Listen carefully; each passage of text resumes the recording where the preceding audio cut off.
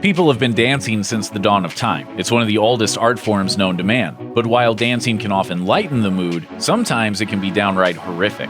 While a good guy dance routine can make audiences smile, a bad guy breakdown is guaranteed to send chills through the movie theater. From psychopathic thugs with a love of swing tunes to disturbed supervillains with a fondness for hip-hop, these are the creepiest movie dances of all time. Candy-colored clown.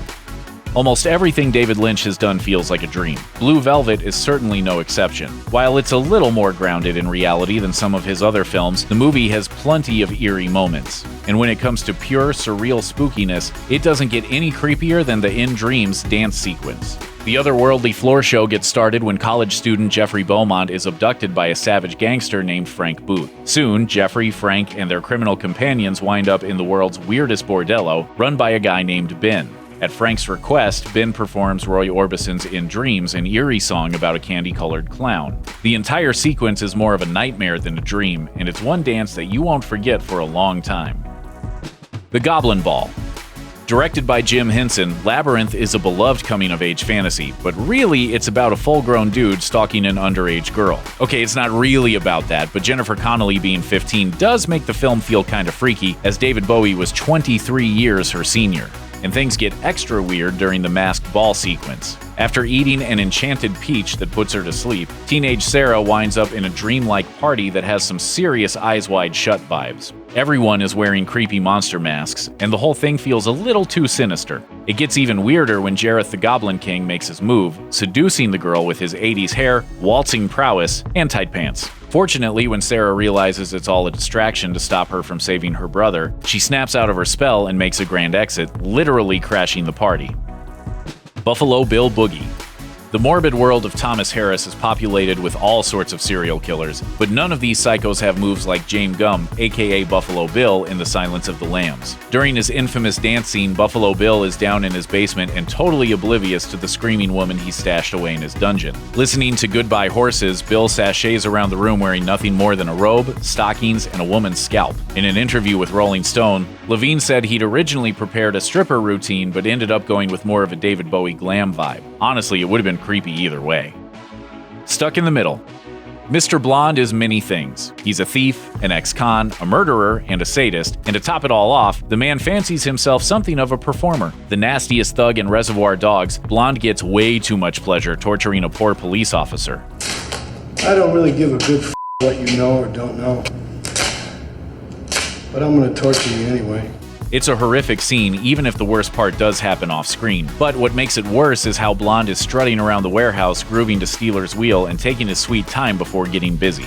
His twisted little dance draws out the tension as long as possible before the bloodshed begins. As far as movie dances go, this is easily one of the most painful to watch. Black Swan Takeover.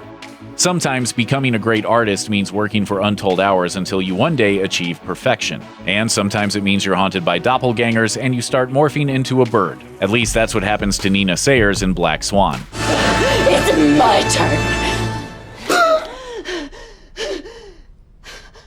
A naive ballerina struggling to keep the lead role in Swan Lake, Nina falls deeper and deeper into madness over the course of the film. But when she finally gives in to the darkness, she delivers the performance of her life.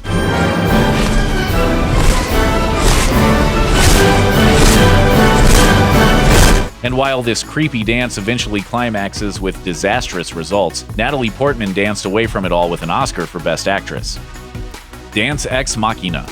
Everything about Ex Machina is unsettling, from the isolated landscape to Alicia Vikander's chilling performance. It's an unbearably tense movie, and it never lets up, even when the sense of dread gives way to one of the greatest dance scenes in cinema history. The sci-fi disco gets started after a computer programmer named Caleb is chosen by billionaire inventor Nathan to help test whether robot Ava can pass for human. However, things start getting creepy very quickly, and soon Caleb suspects Nathan's relationship with his robot Ava might be a tad unhealthy.